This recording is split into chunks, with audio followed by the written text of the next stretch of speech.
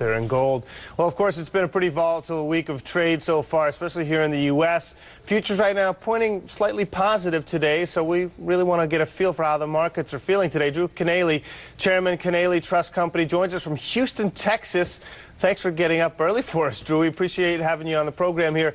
We get these huge swings, one up, one down. What's your sentiment on the markets today?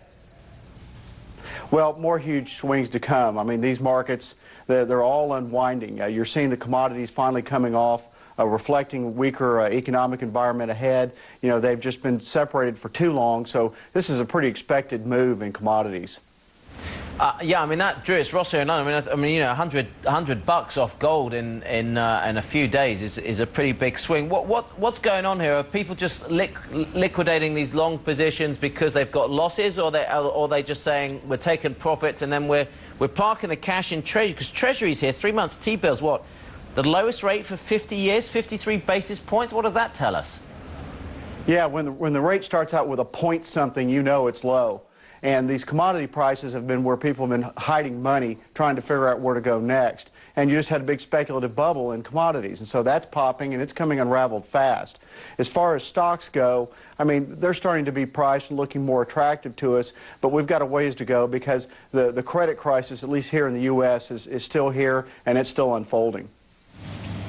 And speaking of that, Drew, Christine here, Merrill Lynch lawsuit against the U.S. bond insurer really sparking talk that the company might have to take more write-downs. How bad does it look for Merrill? Well, I mean, it's difficult to say because we've asked for total transparency these days, which means we're having to mark to market. And if the market's moving on a daily basis like we see around the world, it's very difficult for these financial institutions to mark these securities to market. So it's kind of when you ask the question, at some point, you know, we're going to get back to where we're going to know what the collateral value is. But until we know what the collateral value is, it's going to be almost impossible for them to mark a lot of these securities to market, especially when there's no bid. Well, what's your sense then, Drew, in terms of, you know, what the Fed basically says, you know, we're not going to let any of you fail, we'll let some consolidation go by.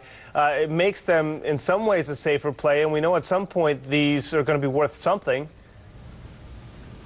Well, yeah, I mean, you can tell the Bear Stearns people they weren't allowed to fail, but essentially that's what happened at Bear Stearns. And there's probably going to be some other shoes to fall. Remember now the brokerage community, if you will, they have to market far more frequently, if you will, than the banks. So we still have the banks to go to see really what their underlying balance sheets look like, and that's going to unfold over the next quarter.